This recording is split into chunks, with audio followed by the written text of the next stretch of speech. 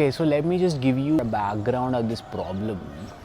There's a thing called metabolic syndrome.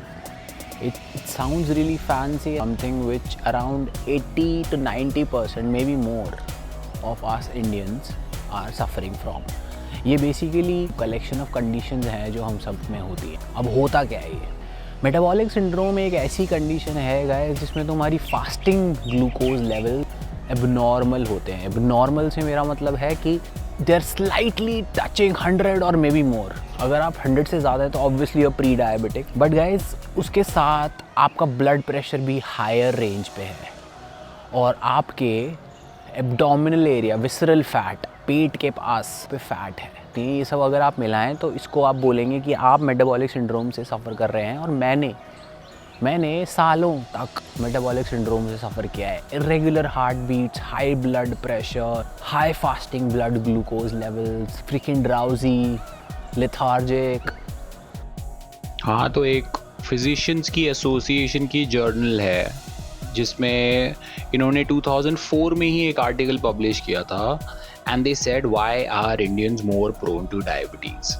बहुत ही generic सा आर्टिकल था मगर बोला गया था कि it's going to be an emerging pandemic by the year 2025 जिसमें से 300 मिलियन एडल्ट्स को टाइप 2 डायबिटीज़ होगा. ठीक है, WHO की वेबसाइट पे ये बोला गया है कि diabetes is a growing challenge in India with estimated 8.7% diabetic population जिनका एज ग्रुप 20 से 70 साल के बीच में है. एंड उन्होंने बहुत ही जेनरिक सी स्टेटमेंट बोली है फिर से. The main factors are rapid urbanisation, sedentary lifestyle, unhealthy diets, tobacco use, obesity and overweight are the most important risk factors responsible for diabetes. Much of the diabetes burden can be prevented or delayed by behavioral changes. ठीक है, तो इन behavioral changes के बारे में हम बात करेंगे. Obviously diabetes is a very very extreme condition of this sort, but guys if you have diabetes आपकी और प्रॉब्लम्स भी बढ़ जाती हैं. आपका ब्लड प्रेशर बढ़ जाता है, आपका कार्डियोवैस्कुलर रिस्क बढ़ जाता है, आपका कोलेस्ट्रॉल बढ़ जाता है, chances of you getting a stroke बढ़ जाता है. What not. If we can deal with that problem then why not. मैंने लोगों को देखा है वो रूट कॉज से नहीं करते डील. वो सीधा दवाई खाते हैं, मेटफॉर्मिन खाते हैं, अपने ब्लड शुगर लेवल्स को न्यूट्रलाइज करते हैं. बट वो ये नहीं सोचते हैं कि गाइज आपकी इंसुलिन रेजिस्टेंस हो चुकी है बॉडी में. Talking about type 2 which is the majority of us Indians which are suffering from. Okay, type 2 diabetes which can be reversed without taking insulin or our medications. Imagine करो guys कि आपका घर है, किसी ने डोर नॉक किया और आपके कान ख़राब हो चुके हैं तो आप दरवाज़ा नहीं खोलोगे. तो बेसिकली जब आप इंसुलिन रेजिस्टेंस हो जाती है आपकी बॉडी में तो आपके कान ख़राब हो गए हैं एक तरह से. तो इंसुलिन बॉडी बना रही है, body as in pancreas insulin बना रही है, वो डोर्स नॉक कर रही है but nobody is responding. Insulin बने जा रहा है मगर नोबडी इज़ रिस्पॉन्डिंग. तो हो क्या रहा है, आपके ब्लड शुगर लेवल्स एबनॉर्मली बढ़ रहे हैं.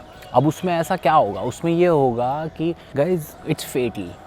तो आपकी किडनी सीधा उसको यूरिन के थ्रू निकालने की कोशिश करती है. एक्सेसिव डिहाइड्रेशन क्रिएट होती है, मुंह सूखता है, चक्कर आते हैं, नॉजियाटिक फील होता है, you are always freaking tired. आपकी आँखों की, आपकी आई साइड पे फ़र्क पड़ता है और बहुत सारी रेडिकुलस वियर्ड एस प्रॉब्लम्स होती हैं. बट हम इस चीज़ से निकल कैसे सकते हैं? I want to give you guys a blueprint to come out of this situation. Okay, and it's very easy, it's not impossible. Guys अगर इतना ही आसान है पहली बात तो बाकी लोगों को क्यों नहीं पता और बाकी लोग क्यों नहीं कर रहे हैं ये प्रैक्टिस? इसका रीज़न ये है कि गाइज इंसुलिन इंडस्ट्री बहुत बड़ी इंडस्ट्री है. फार्मास्यूटिकल इंडस्ट्री इन जनरल बहुत बड़ी इंडस्ट्री है. डॉक्टर्स को भी नहीं पता है बिकॉज वो लोग मेडिसिन पढ़ रहे हैं, उनको न्यूट्रिशन का कोई आइडिया नहीं है. मैं आपको बताऊं, आप अपने डॉक्टर को देखिए, वो इतना ज़्यादा अनफिट होगा, इतना ज़्यादा मोटा हो, इन द सेंस कि may be he is also suffering from metabolic syndrome. अगर आपकी बॉडी में इंसुलिन रेजिस्टेंस बन चुका है, आपको दवाई लेने की ज़रूरत पड़ रही है, आपको इंसुलिन लेने की ज़रूरत पड़ रही है, तो इंसुलिन ना लीजिए. Because for example you are an alcoholic. So if I keep giving you more alcohol so that you feel okay and you don't feel bad about it, it's not a solution guys.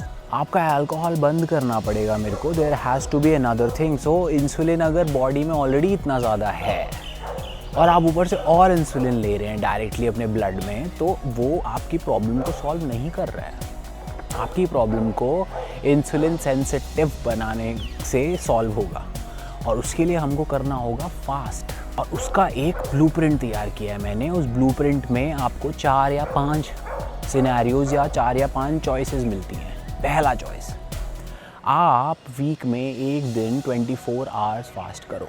दूसरा choice, आप अगर 24 hour fast नहीं कर सकते हो तो आप intermittent fasting करो, जिसमें आपको 16 hours at least 5 days a week करना पड़ेगा। That means 16 hours you don't have to eat anything, you can just eat in the remaining 8 hours. Third choice is, guys, you can do a 12-hour intermittent fasting, which is fucking easy, but आपको week में एक दिन 36 hours करना पड़ेगा। अगर आप IF 16 hours तो आपको लॉन्ग टर्म फास्ट नहीं करना पड़ेगा।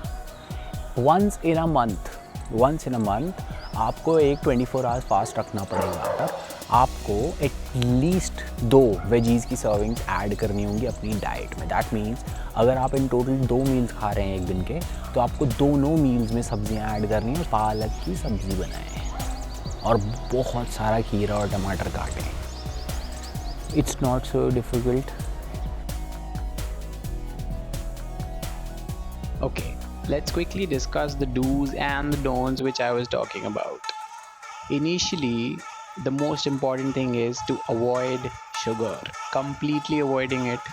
Okay, उसके सब्स्टिट्यूट्स आप लोग ले सकते हैं, आप लोग स्टीविया ले सकते हैं, आप लोग इराइथ्रिटॉल ले सकते हैं, मगर शुगर नहीं लेना है। Obviously there will be cravings, right? उनको दूर कैसे किया जाए? एक डार्क चॉकलेट रखो साइड में अपने पास। Make sure that dark chocolate is more than 80%। Avoid white refined flour. अब आप लोग बोलोगे कि नहीं यार हमारे यहाँ तो आटा है, मैदा तो हम यूज़ नहीं करते हैं, but what I am talking about is try to spike your atta. अपने आटे के अंदर पुट सम फ्लैक्स सीड और सम आलमंड फ्लावर, थोड़ा सा बेसन। You can't, I mean, like, avoid having just आटे की रोटी. Okay, that is second. Third, avoid white salt which you get, सफ़ेद वाला salt which you get in the market, the usual salt. उसकी जगह rock salt, Himalayan rock salt जिसे बोलते हैं, काला नमक या सेंधा नमक लीजिए, क्योंकि वो real salt है. White salt is not salt. Only 1/3 of it is salt and rest is shit. You have to start taking chromium supplements. By that I mean chromium capsules. Okay, 200 mcgs twice a day.